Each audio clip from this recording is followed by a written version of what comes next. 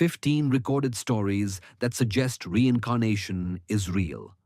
What if I told you that death is not the end? What if the memories, the experiences, the very essence of who you are could survive beyond your final breath and return in a new body? For centuries, reincarnation has been dismissed by Western science as superstition, fantasy, wishful thinking. But what happens when a 3-year-old child describes in perfect detail how they died in a plane crash 70 years before they were born? What happens when a boy points to a stranger and says, "That's my son," and he's right? What happens when birthmarks appear in the exact location of fatal wounds from a previous life? Today, you're about to witness 15 documented cases that have been investigated by scientists, verified by researchers, and recorded in medical journals. These are not ghost stories.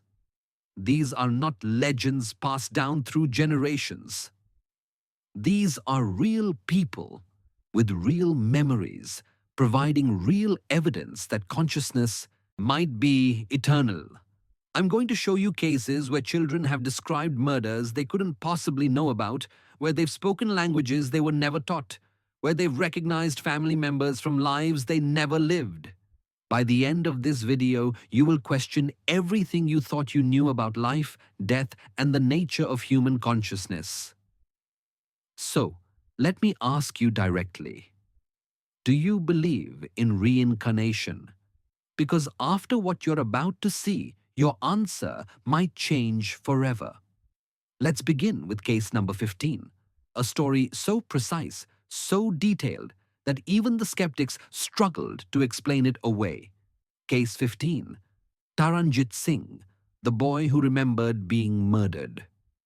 In the village of Alunamiana in northern India, a young boy named Taranjit Singh began speaking about a life that wasn't his own.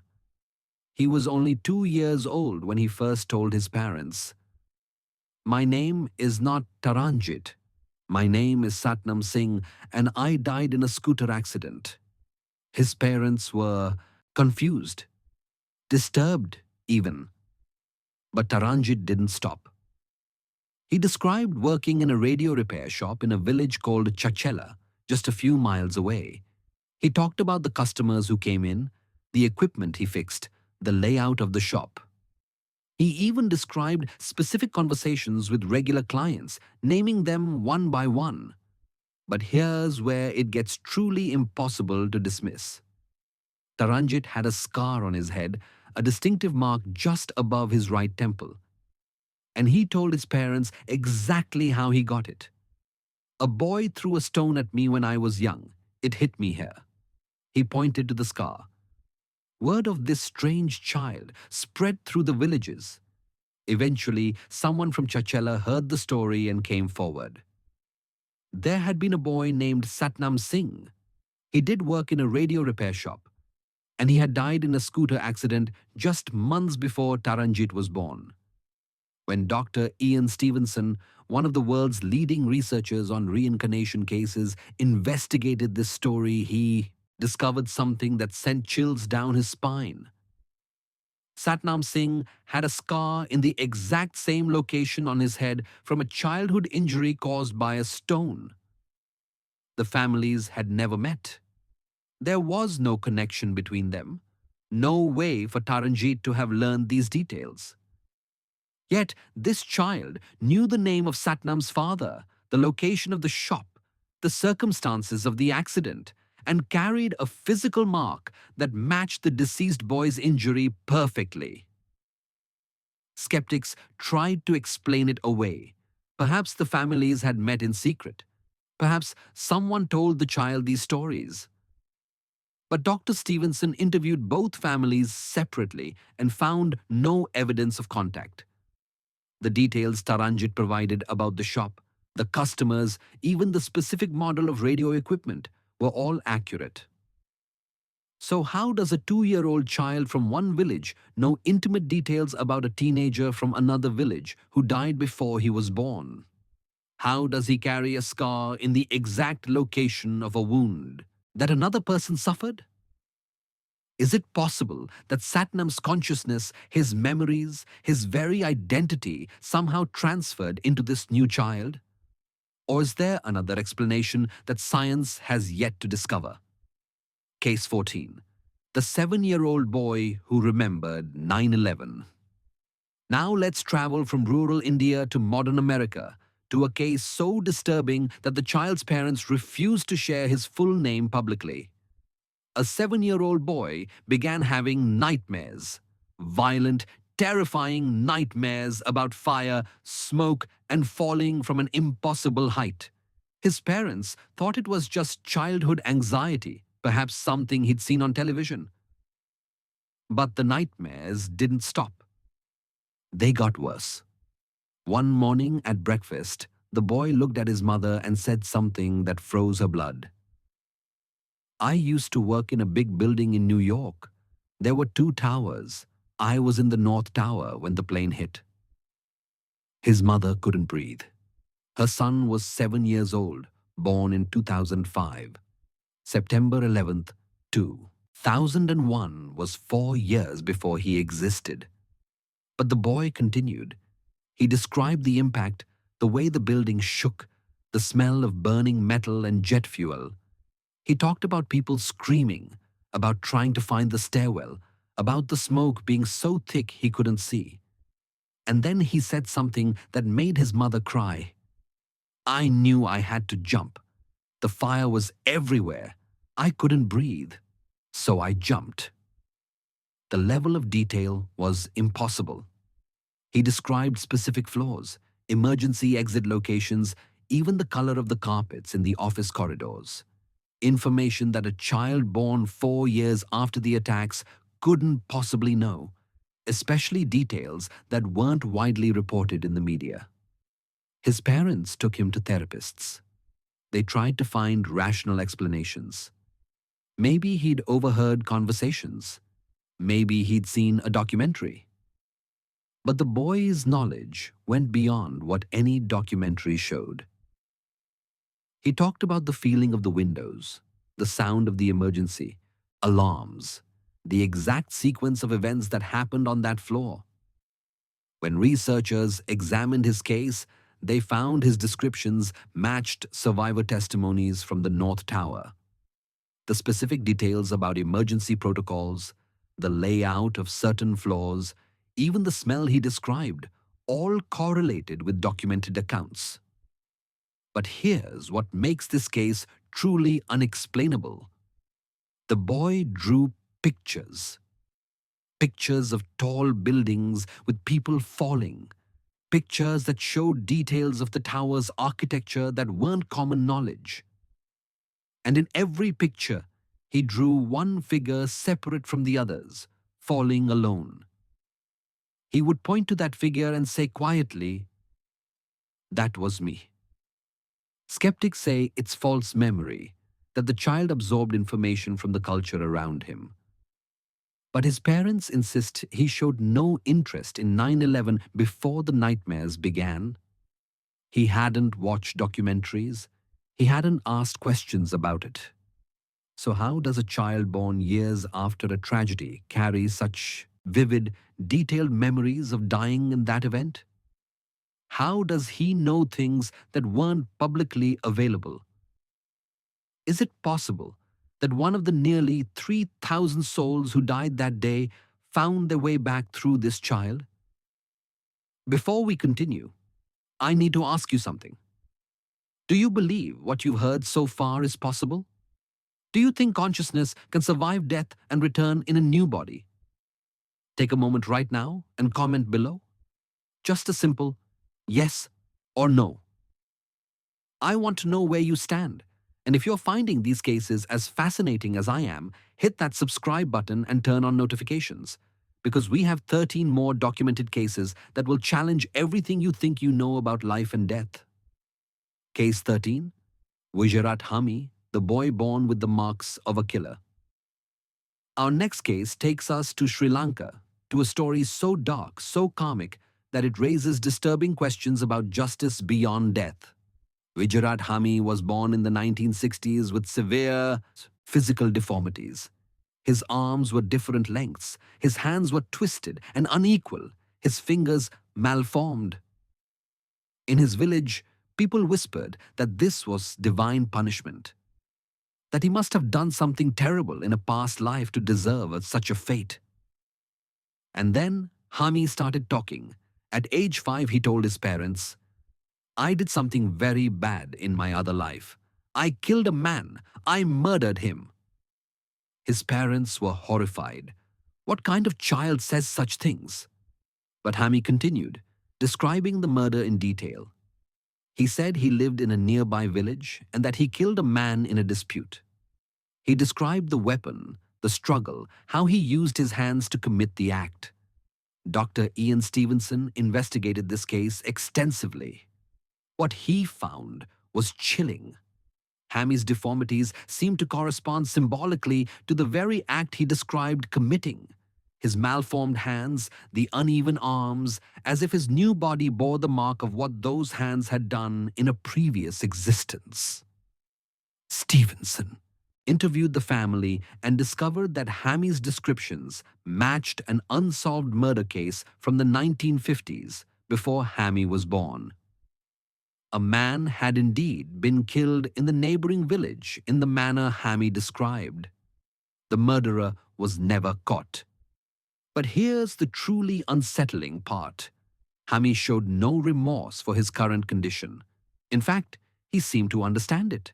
He told researchers, "This is my punishment. I deserve this."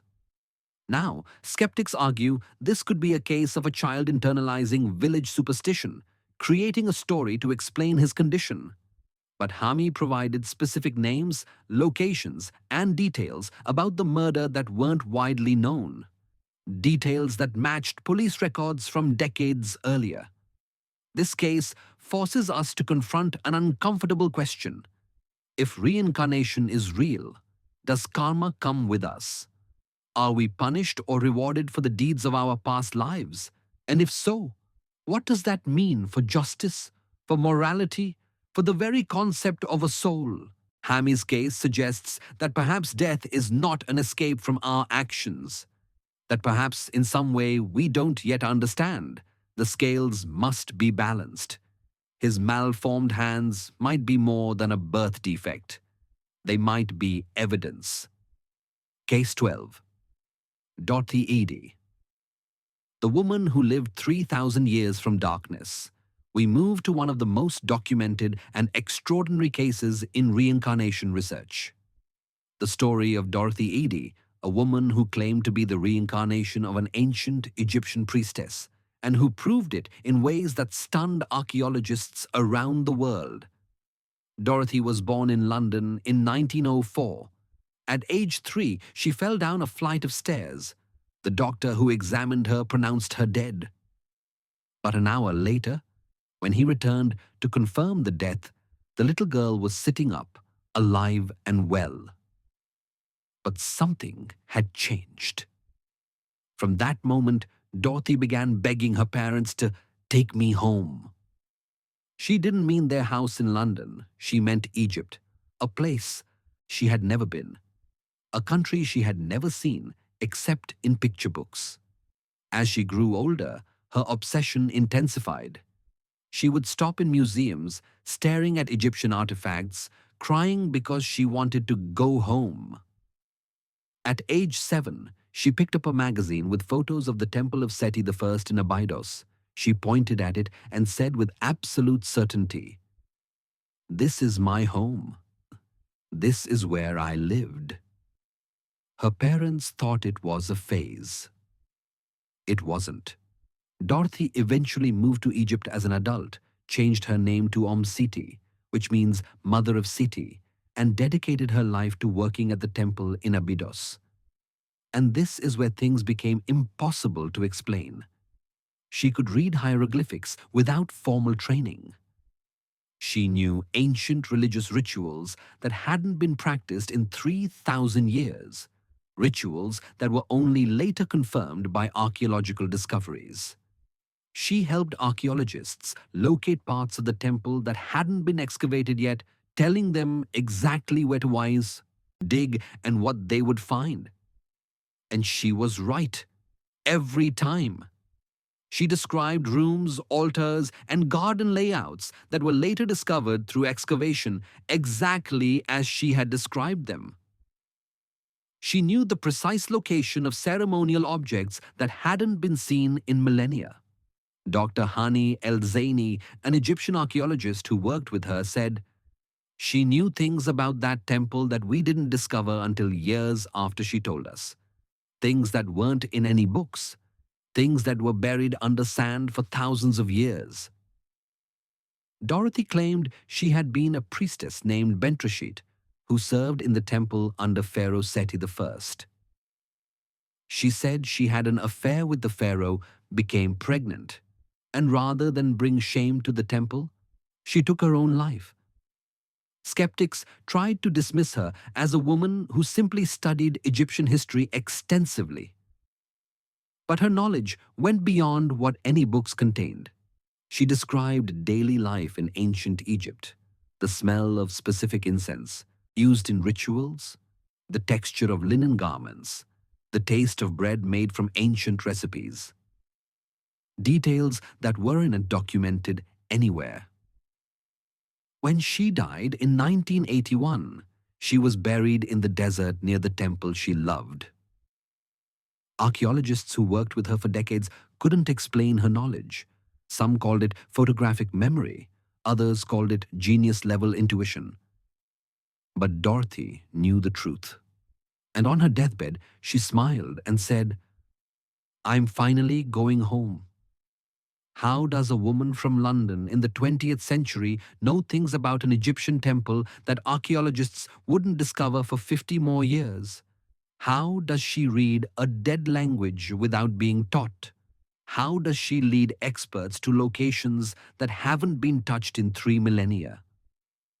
Is it possible that the soul of Bentrashit, the priestess who died in shame 3,000 years ago, returned in the body of Dorothy Eady to finish what she started, to serve her temple one final time? Case 11. Ryland Owanian, the girl who remembered. The crash. Let's move to case number 11. A story about a little girl whose memories of death were so technically precise that they could only be verified through sealed autopsy reports. Ryland Owanian was 2 years old when she started having nightmares about fire and screaming. She would wake up crying, telling her mother about the hot and the trees through the window and everything going black. Her mother, like any parent, assumed these were just bad dreams. But Ryland's descriptions became more specific. She talked about being on a plane, about the engine making a bad sound, about people screaming and the plane shaking. And then she said something that made her mother's blood run cold. "I couldn't get my belt off. I pulled and pulled, but it wouldn't open." And then the fire came. Her mother did some research and discovered something horrifying. In 1982, a Pan Am plane crashed in Kenner, Louisiana. 153 people died. The plane went down in a residential neighborhood, and the impact was catastrophic. Fire consumed everything. When Ryland was old enough to see photos, her mother showed her pictures from the crash site. Ryland pointed at the wreckage and said simply, "That's what I remember." Researchers investigated Ryland's case and found something extraordinary. Her description of what happened inside the plane matched survivor accounts that had never been widely publicized.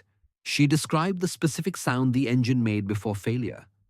She talked about the angle of the descent. She even described the color of the seats and the design of the seatbelt mechanism. But here's what sealed this case as potentially legitimate. Ryland talked about her injuries. She said her chest hurt, that she couldn't breathe, that something hit her head. When researchers obtained sealed autopsy reports from the crash, they found one victim whose injuries matched Ryland's descriptions exactly. A woman named Jennifer Schultz. Jennifer Schultz died from blunt force trauma to the chest and head with evidence of smoke inhalation. The coroner's report noted that her seatbelt was still fastened and appeared to have jammed during impact. These details had never been made public. They were sealed records that only family and investigators had access to. So how does a 2-year-old child in 2010 know the specific details of how a woman died in a plane crash in 1982? How does she describe injuries that match a sealed autopsy report? How does she know about mechanical failures and seatbelt malfunctions that weren't part of public news coverage? Skeptics say it's impossible to verify that the child couldn't have heard these details somehow. But Ryland's family had no connection to the crash. They didn't know anyone who died. They lived nowhere near Kenner, Louisiana. Is it possible that Jennifer Schultz's final moments, her terror, her desperate attempt to unfasten that jammed seatbelt, somehow imprinted so strongly on her consciousness that it survived death and emerged in the nightmares of a little girl 28 years later? Case 10. Andrew Lucas. The boy who remembered being a pilot from one crash, we moved to another. But this time, the evidence is so overwhelming, so meticulously documented, that even the most hardened skeptics had to pause and reconsider. Andrew Lucas was 2 years old when he started having nightmares about his plane being shot down. His parents, Bruce and Andrea Leininger, were confused. Their son was obsessed with aircraft, sure, but 2-year-olds don't usually have nightmares about combat. Then Andrew started providing details. He said his name used to be James, that he flew a plane called a Corsair, that his plane was shot down by the Japanese near a place called Iwo Jima. He even named his squadron. He flew off a ship called the USS Natoma Bay. His father, Bruce, was skeptical. He's a devout Christian who didn't believe in reincarnation. So he decided to investigate his son's claims, fully expecting to debunk them. What he found changed his life forever. There was a USS Natoma Bay. It was an escort carrier that served in the Pacific during World War II. And there was a pilot named James M. Houston Jr., and he died exactly as Andrew described. His plane was shot down by Japanese fire near Iwo Jima on March 3, 1945. But it gets more specific. Andrew drew pictures of his plane, not childlike scribbles. Technically accurate drawings showing damage to the underside of the aircraft, exactly where Houston's plane was hit according to military records. Andrew knew the name of another pilot on the ship, Jack Larson. When Bruce tracked down Jack Larson, who was still alive, the 90-year-old veteran confirmed everything. He remembered James Houston. He remembered the day he died. He even confirmed specific details about the squadron that weren't in official records. Andrew was 3 years old when his parents took him to a reunion of Natoma Bay veterans. These were men in their 80s and 90s. Andrew walked up to them and greeted them by name. He talked about missions they'd flown together. He corrected their memories about certain events. The veterans were stunned. Several of them broke down in tears. When Andrew was 5, his parents took him to James Houston's grave in Louisiana. The boy stood there, tears streaming down his face, and said, "That's me. That was my name before." James Houston's sister, Anne Houston Barron, met Andrew when he was 7. She showed him family photos, not telling him who anyone was. Andrew pointed at a picture of a young pilot and said, "That's me when I was in the Navy."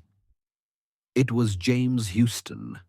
Anne asked him questions about their childhood, about their parents, about their home. Andrew answered every question correctly, providing details that weren't in any history books or military records. Dr. Jim Tucker of the Meese University of Virginia studied Andrew's case extensively. He verified 60 specific details that Andrew provided about James Houston's life. 60 details that this child could not have known.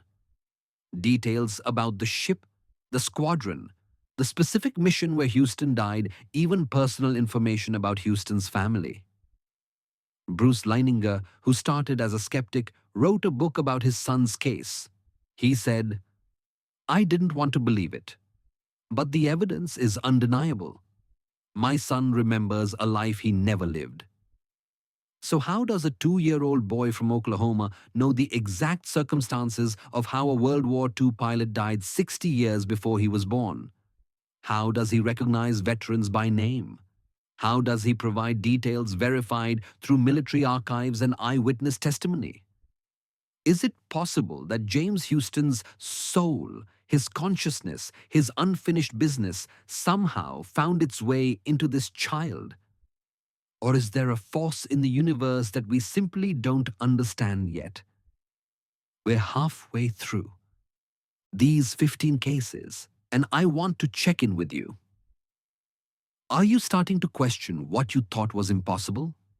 Have any of these stories made you reconsider what happens after we die?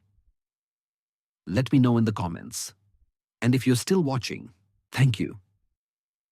Because we're about to enter the most disturbing territory yet. Cases that involve murder, possession, and children who remember things that make even researchers uncomfortable.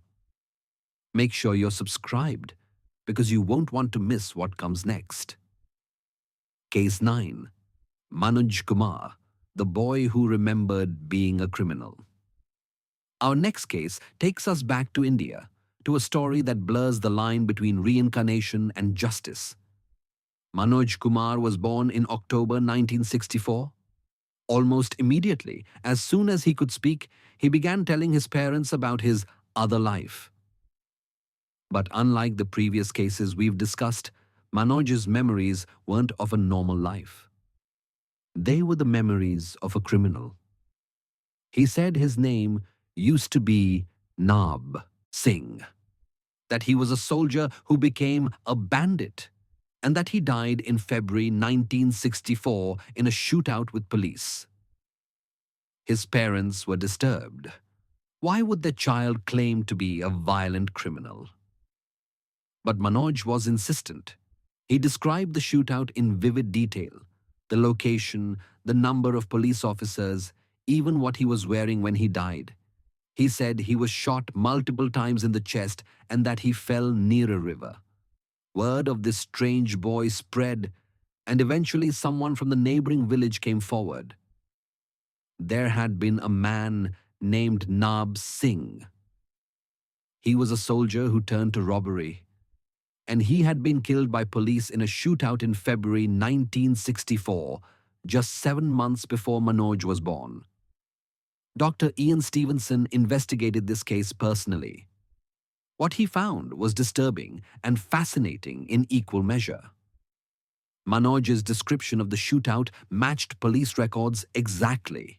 The location, the circumstances, even the number of wounds on Singh's body. But here's what made this case truly remarkable. There was no connection between the families. They lived in different villages and had never met. There was no way Manoj could have heard these stories. When Stevenson showed Manoj photographs of various men, including Nab Singh, Manoj immediately identified Singh as me before.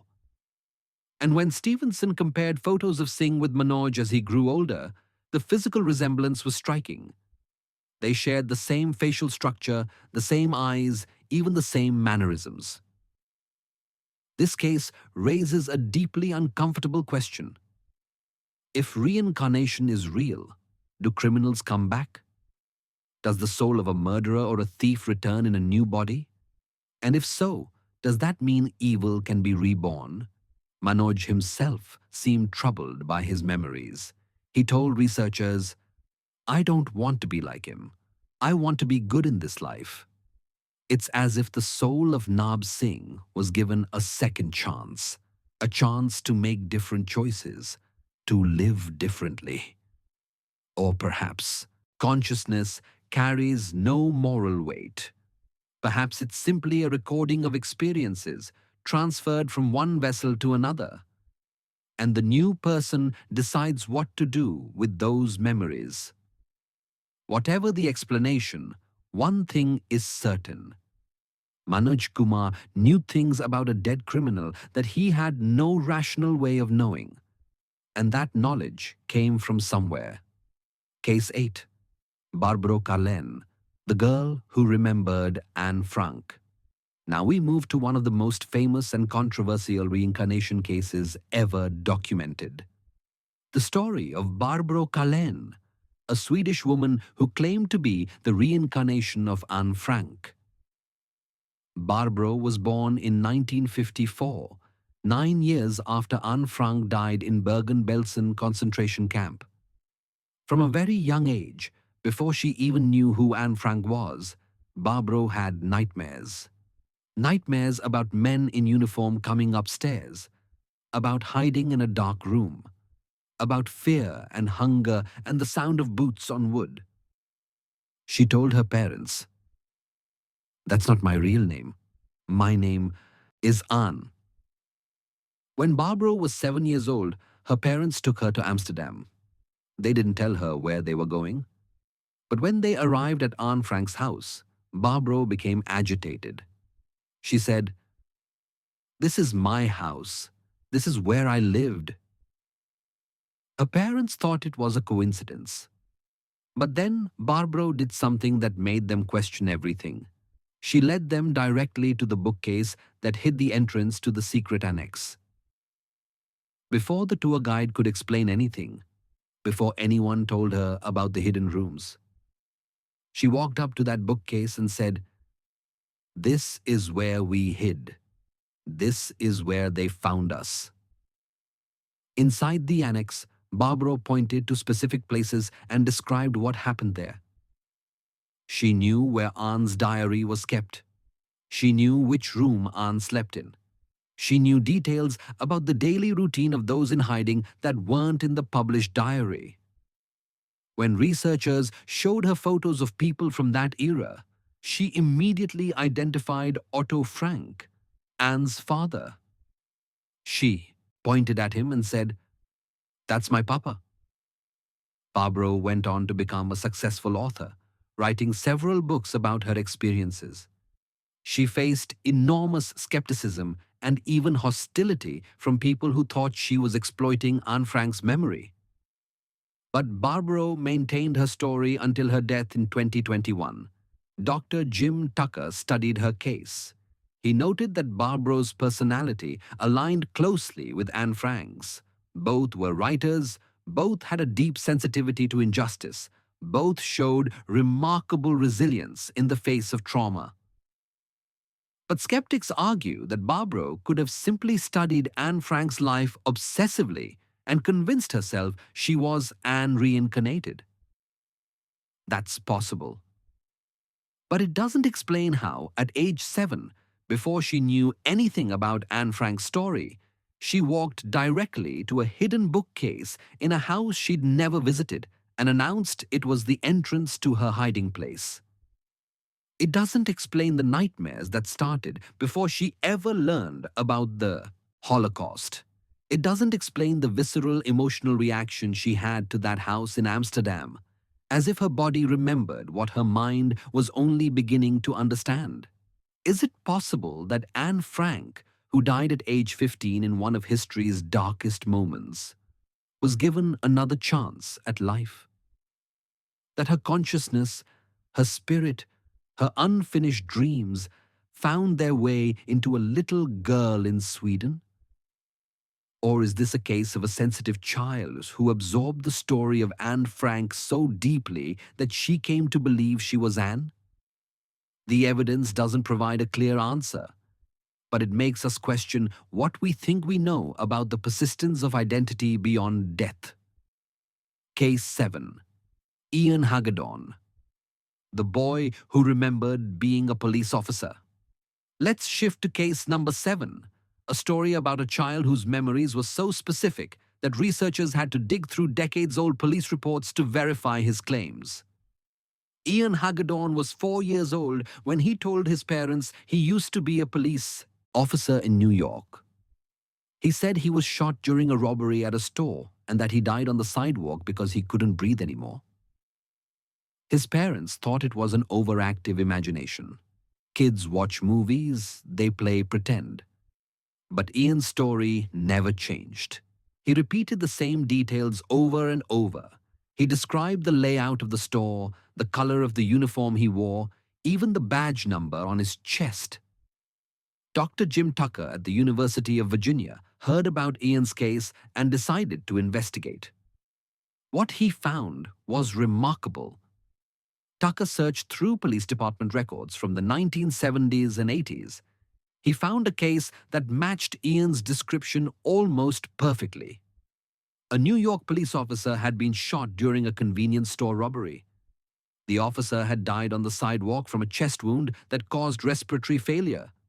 The details Ian provided, the sequence of events, the location of the shooting, all matched the official report.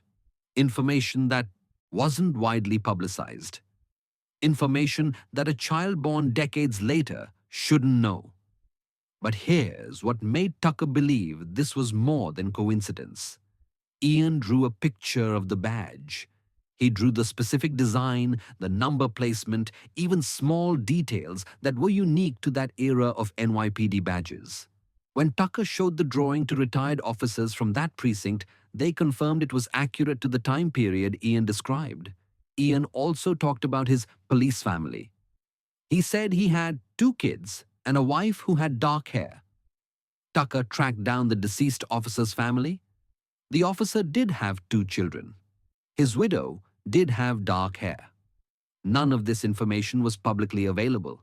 It was buried in old police files and family records. So how does a 4-year-old boy in the 21st century know specific details about a police shooting from the 1970s? How does he draw accurate representations of badges he's never seen? How does he describe a family he never knew? Skeptics might say he heard a story somewhere, that his parents fed him information. But Tucker interviewed the parents extensively. They had no connection to New York, no family in law enforcement, and no knowledge of this particular case before their son started talking about it. Is it possible that the officer's consciousness, cut short in the line of duty, found its way to this child? That his unfinished life, his love for his family, his sense of duty somehow survived and re-emerged? Case 6.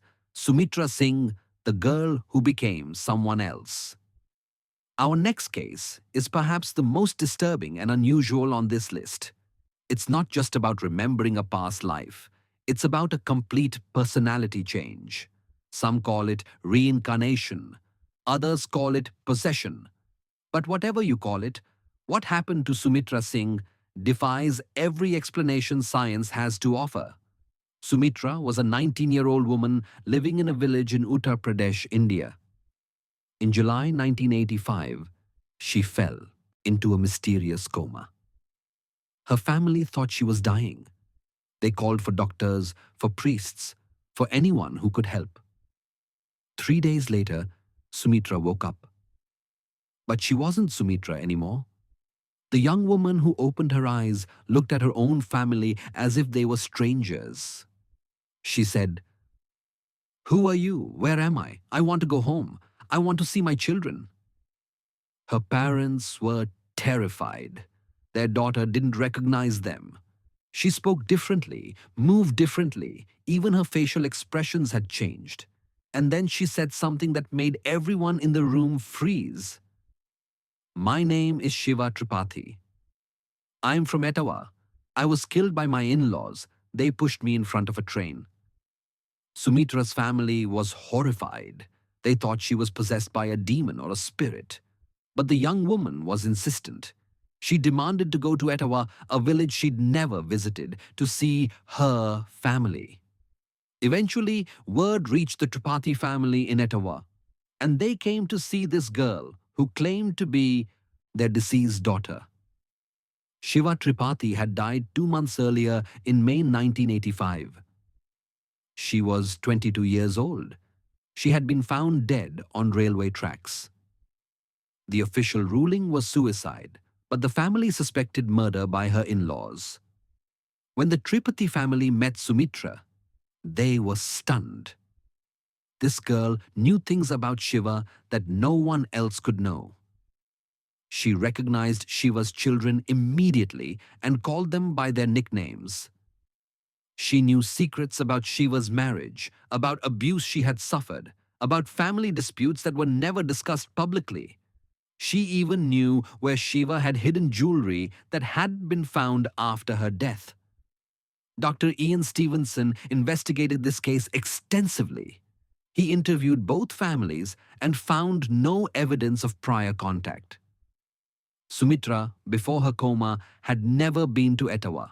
She had never met the Tripathi family. But after waking from that coma, she knew everything about Shiva's life. The Tripathi family eventually accepted this. Girl as their daughter returned. They took her to their home, and she lived with them for years, raising Shiva's children as her own. But here's the truly unsettling part.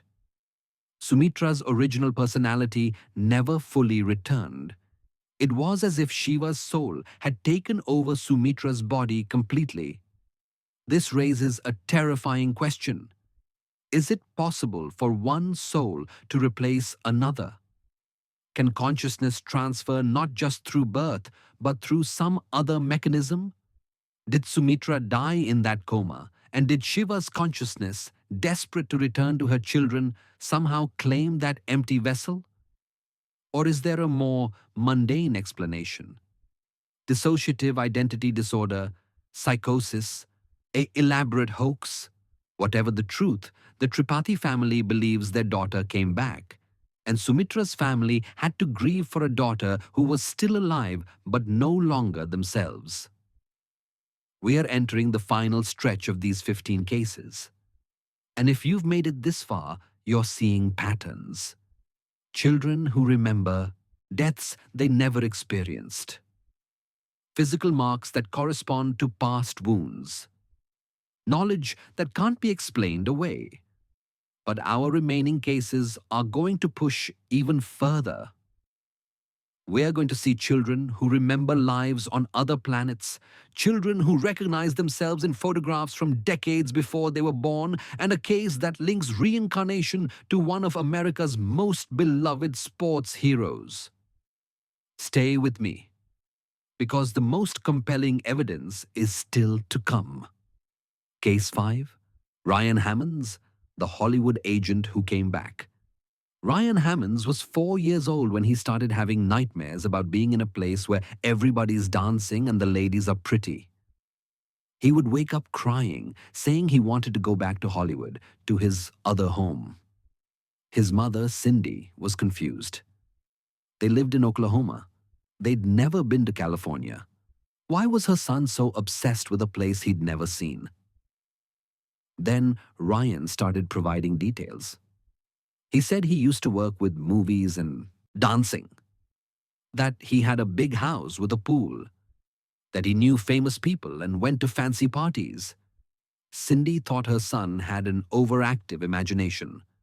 Until one day, she was flipping through a book about old Hollywood and Ryan grabbed it from her hands. He pointed at a black and white photograph from a 1932 movie called Night After Night and said, "That's me. That's who I was." The photo showed several men in a scene from the movie. Ryan was pointing at a man in the background, not the star, not anyone famous, just a man in the crowd. Cindy had no idea who this person was, so she contacted Dr. Jim Tucker at the University of Virginia, who specializes in researching these cases. Tucker began investigating. He sent the photo to film historians and archivists.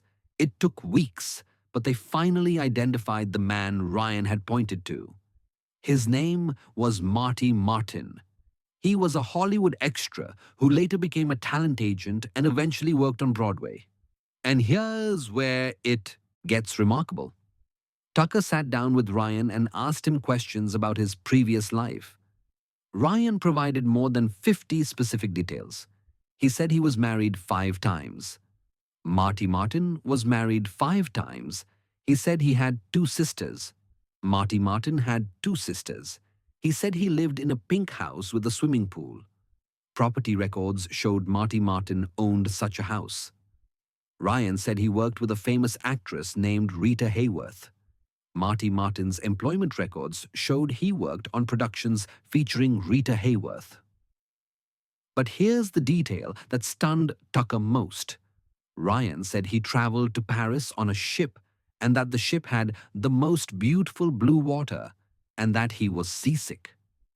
Tucker found passenger records showing that Marty Martin traveled to France by ship in 1947, a route that went through particularly blue waters in the Mediterranean. This was information that wasn't in any books. It wasn't in any film archives. It was buried in ship manifests and personal records that Tucker had to hunt down through historical societies. Ryan also described Marty Martin's death.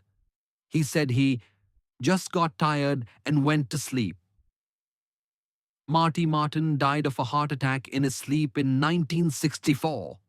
The evidence in this case is overwhelming. Ryan provided details that were later verified through archival research, details that weren't publicly available, details that a child in Oklahoma couldn't possibly know. When Tucker arranged for Ryan to visit Hollywood, to see the places Marty Martin worked, Ryan walked through those streets as if he knew them. He pointed out buildings and said, "That used to be different. That used to be a theater." And he was right.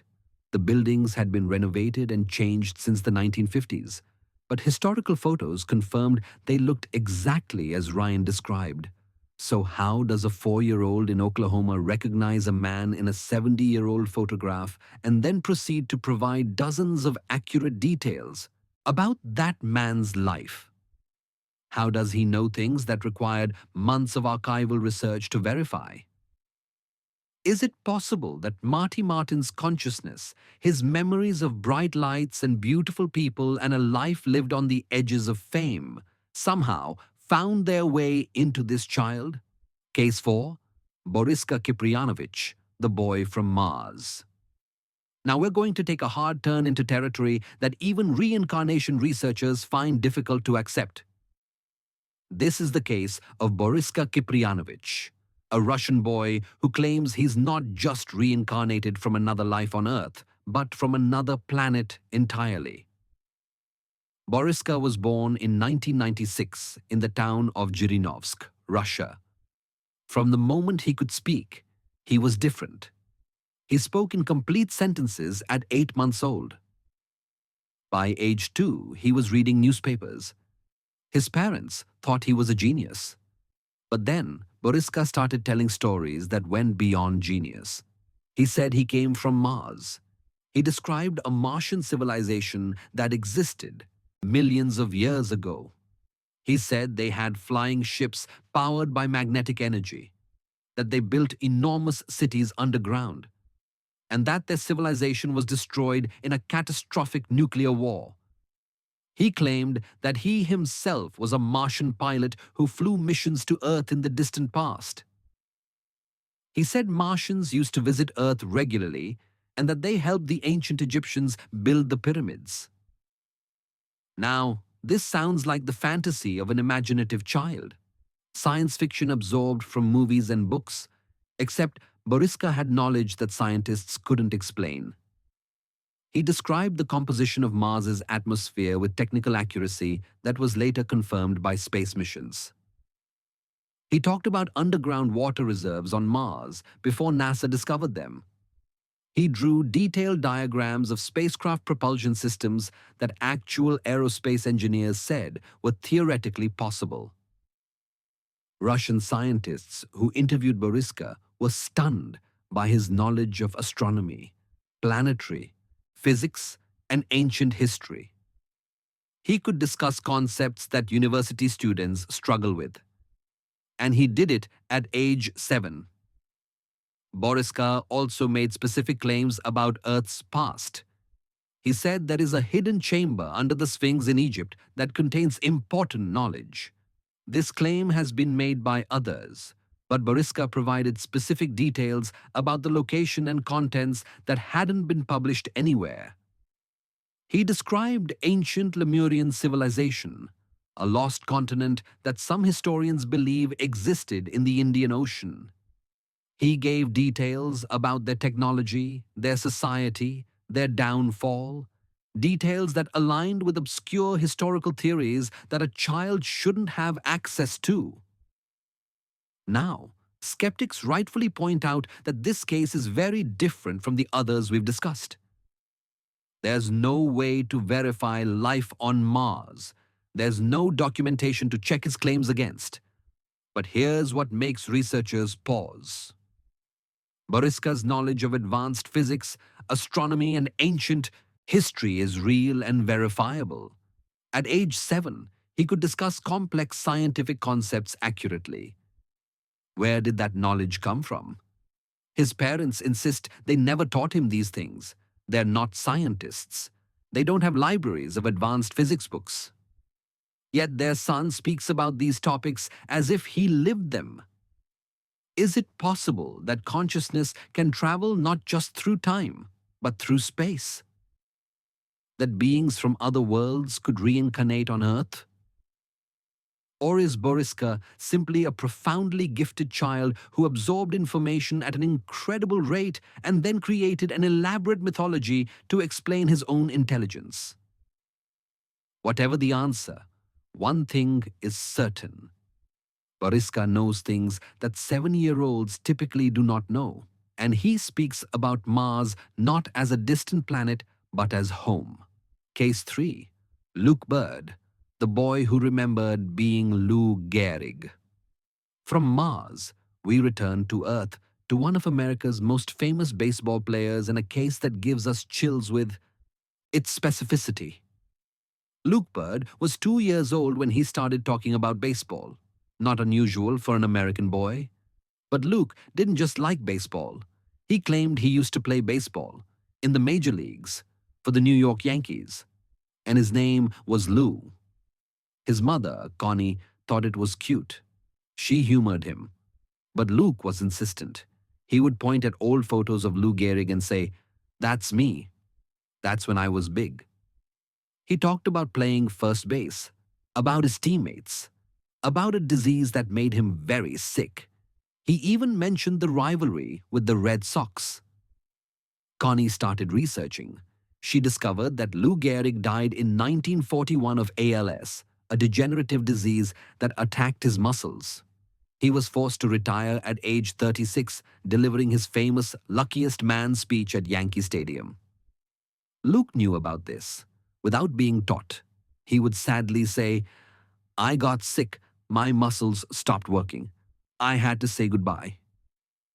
Connie took Luke to Gehrig's grave in Ni-no-bishi-no-sa, Kensico Cemetery, New York. When they arrived, Luke got very quiet. He walked up to the headstone, placed his small hand on it, and said, "I'm home." Dr. Jim Tucker investigated this case. He interviewed Luke extensively and found that the child knew specific details about Gehrig's career that weren't common knowledge. He knew about particular games, specific teammates, even Gehrig's relationship with Babe Ruth. Luke described Gehrig's house, his daily routine, even the kind of food he liked to eat. Details that weren't in typical biographies but were confirmed through family records and interviews with surviving relatives. But here's the detail that convinced Tucker this was worth documenting. Luke described a specific injury Gehrig suffered during a game. A collision at first base that caused a concussion. This incident wasn't well documented in the major histories of Gehrig's career, but it was recorded in contemporary newspaper articles from the 1930s. Luke said, "I got hit really hard and my head hurt for a long time after." When Tucker showed Luke photographs of various baseball players from the 1920s and 30s, Luke immediately identified Gehrig. But more than that, he identified Gehrig's teammates, the stadiums where he played, even the design of the old Yankee uniforms. As Luke got older, his memories faded, which is common in these cases. But between ages 2 and 6, he was adamant. He was Lou Gehrig. He lived that life. He suffered that disease. And now he was back. Is it possible that one of baseball's greatest legends, a man who died at 37 with so much life left unlived, found his way back through this child? Case 2. Chennai Chumwai Wong, the boy who named his killer. We're approaching the end of our journey through these 15 cases, and this second-to-last story is one of the most chilling because it involves unsolved murder and a child who provided details that led to justice decades later. Chennai Chumwai Wong was born in Thailand in 1992. From the moment he could speak, he told his parents that his real name was Buakai and that he was a teacher in a nearby village. He said he was murdered. He described being shot while riding a motorcycle. He said the killer was a man named Singh, someone from his village. He described the location of the shooting, the time of day, even what he was wearing. His parents were disturbed. Why would their child have such dark, specific memories? But Chennai wouldn't stop talking about it. He became obsessed with finding his village, finding his family. Eventually, a researcher heard about the case and started investigating. What they found was shocking. There had been a teacher named Buakai who lived in a village just 15 kilometers away, and he had been murdered in 1989, 3 years before Chennai was born. He was shot while riding his motorcycle on a rural road. The killer was never caught. When researchers showed Chennai photos of various men, he immediately identified a photograph of Buakai and said, "That's me before I was born." They took Chennai to the village where Buakai lived. Without any prompting, Chennai led them directly to Buakai's house. He knew the layout of the rooms. He knew where Buakai kept his teaching materials. He recognized Buakai's family members, calling them by their nicknames. And then Chennai said something that made everyone's blood run cold. He pointed to a man in the village and said, "That's Singh. He's the one who killed me." The man he pointed to was indeed named Singh.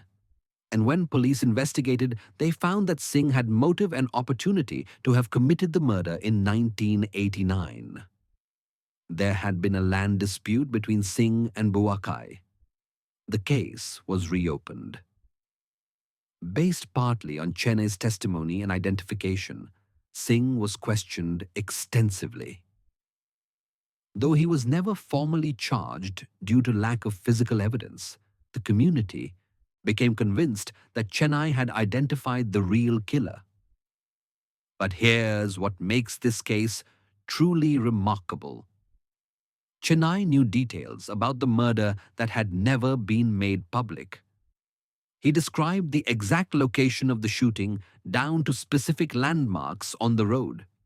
He described what Buakai was wearing, information that was only in the police report. He even described his final thoughts before dying. "I was thinking about my students. I was supposed to teach a class the next day." How does a child born 3 years after a murder know specific details about that murder? How does he identify both the victim and the killer? How does he lead investigators to locations he's never visited before? Is it possible that Buakai's consciousness, his need for justice, his unfinished life as a teacher somehow transferred into this child? That his murder left such a strong imprint on his soul that it survived death and re-emerged with enough detail to identify his killer? Case 1. Karen Frazier, the woman who lived 100 years ago. We've reached our final case, and I saved this one for last because it combines so many elements we've seen in the other stories. physical resemblance, specific historical knowledge, and an emotional connection so strong that it changed the course of someone's life. Karen Frazier was born in 1965 in Washington state. As a child, she suffered from recurring nightmares about snow, trains, and an overwhelming sense of being trapped. She would wake up screaming about an avalanche. For years, she didn't understand these nightmares. But as an adult, she began researching them, trying to find their source. What she discovered changed everything. In 1910, there was a catastrophic train disaster in the Cascade Mountains called the Wellington Train Disaster. Two trains were trapped by a massive snowstorm for over a week. On March 1st, an avalanche swept both trains into a canyon, killing 96 people. Karen became obsessed with this disaster. She read every account, studied every victim. And then she saw a photograph that made her heart stop. A woman named Nellie Sharp, a journalist and musician who died in the Wellington disaster at age 35. The photograph looked exactly like Karen. Not similar, not close, exact. The same facial structure, the same eyes, the same expression. It was like looking in a mirror across a century, but it went beyond physical resemblance. Karen discovered that Nellie Sharp had been a writer and musician, just like Karen, that she was independent, adventurous, that she loved the mountains, all traits that Karen shared. Karen's nightmares matched accounts of what happened on those trains. The feeling of being trapped, the sound of the avalanche, the desperate cold. Survivors described these exact sensations.